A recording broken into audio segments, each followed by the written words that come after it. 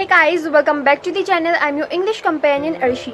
Today is the last part of our writing skill series. I had already told you earlier कि इस series में हम minimum 30 parts करेंगे और ये जो सीरीज़ है ये आपकी इंग्लिश को इम्प्रूव करने में काफ़ी हेल्पफुल है क्योंकि मैंने इस टेक्निक से अपनी इंग्लिश को काफ़ी इम्प्रूव किया है and I want you all कि आप प्रैक्टिकल वे में अपनी इंग्लिश को इम्प्रूव करो. They are multiple videos, they are multiple tutorials over there on YouTube जो ये क्लेम करते हैं कि आप ये चीज़ कर लो इससे इंग्लिश आ जाएगी, ये कर लो इससे इंग्लिश आ जाएगी, बट सारी चीज़ों से इंग्लिश नहीं आएगी. जब आप प्रैक्टिकल वे से इंग्लिश को इम्प्रूव करने की कोशिश करोगे तो आप विजिबल चेंज देखोगे अपनी इंग्लिश लैंग्वेज स्किल्स में.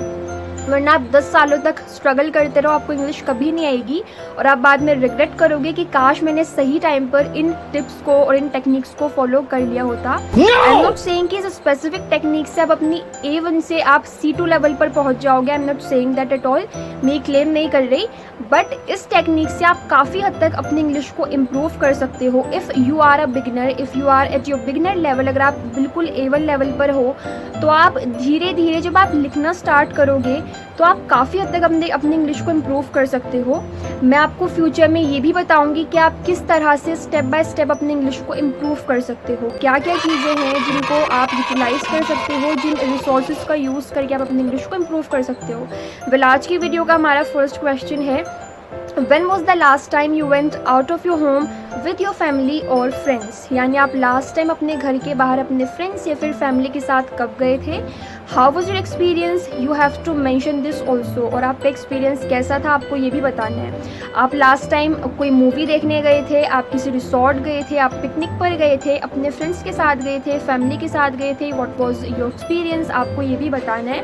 And the second question is, what all changes have you started observing in yourself since you have begun practicing this writing skill series?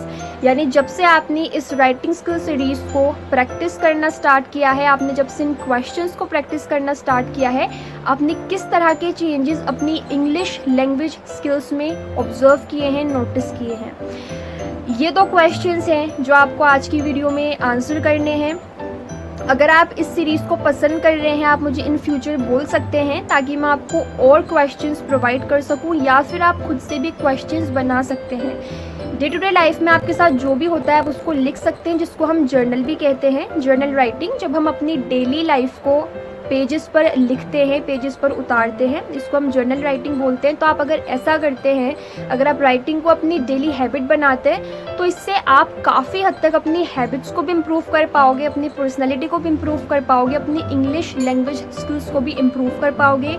मैं इस सीरीज़ को काफ़ी इन्जॉय कर रही थी because I was giving you multiple questions जिनको answer करने में डिफरेंट परसेप्शन चाहिए, अलग अलग वर्ड्स का यूज़ होगा, डिफरेंट वोकेबलरीज हमें सीखने को मिलेगी. अगर हमें किसी वर्ड की मीनिंग नहीं पता तो हम उसको गूगल सर्च करेंगे, हम अलग अलग सेंटेंसेस फॉर्म करेंगे. This is why I am asking you to follow this writing skill series once, ताकि आप अपनी इंग्लिश को काफ़ी इम्प्रूव कर पाओ.